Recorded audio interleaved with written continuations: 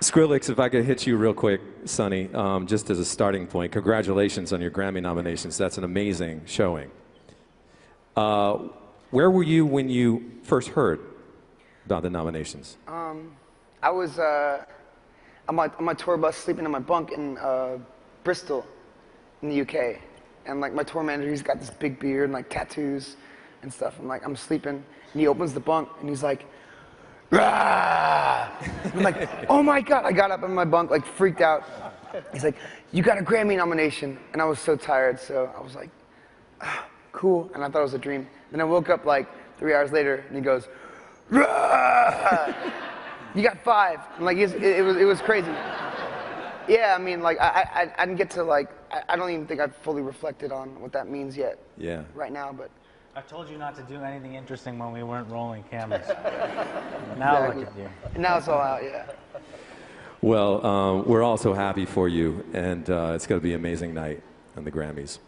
But to go further now with you on this project, talk about how you came on board and why you chose the Doors to collaborate with. Well, I mean, it was at first it was Richard Bishop, you know, who contacted me and my manager Tim, and you know presented this whole idea, and then it was actually obviously first you guys were involved, in Premiere and Pretty Lights, and it was yeah, and like it was a really cool idea, and the whole thing with me was like in the beginning the Doors thing was up in the air, and I was nervous to like commit to something if I didn't feel like I'd have a real connection with it, and that was like in my heart my real pick, you know, because of course you have a wish list of a certain amount of people because you don't know who's gonna be able to show up or not, and that was the most personal and special thing to me was the Doors, because I grew up listening to, you know, the first recollection of anything musical was the Doors in my life, so it was cool to like come full circle and actually have that a reality. So, you know, that was the main thing. It's interesting because it really comes through in the film that, I don't know if it's your personality or, you know, just that you have a gift as a producer, but it seemed like it was almost effortless, like you really got on with them right away.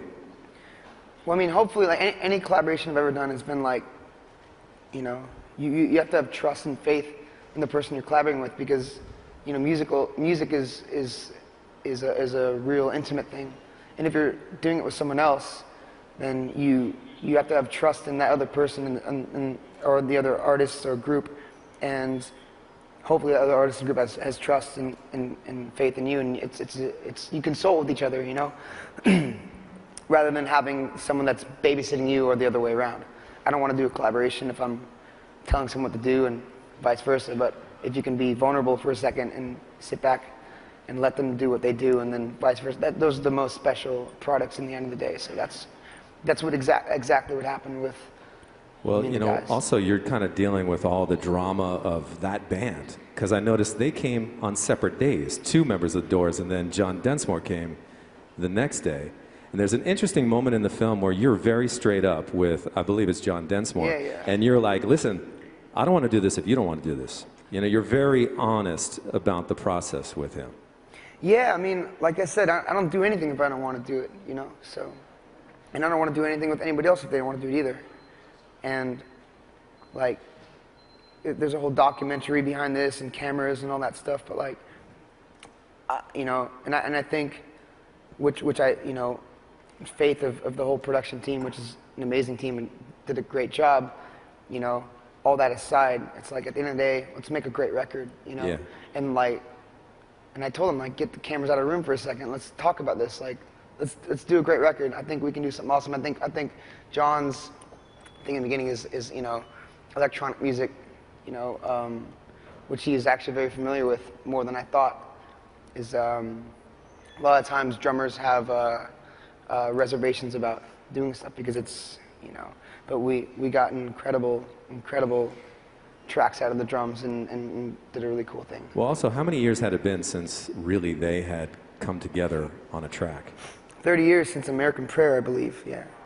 It's 30 years. I didn't know that, though, until afterwards. I'm glad I didn't, because I would have, like, felt like there was some pressure. Well, you know, it really feels like, from the film, that you enjoyed the process, and it was, you know, terrific results.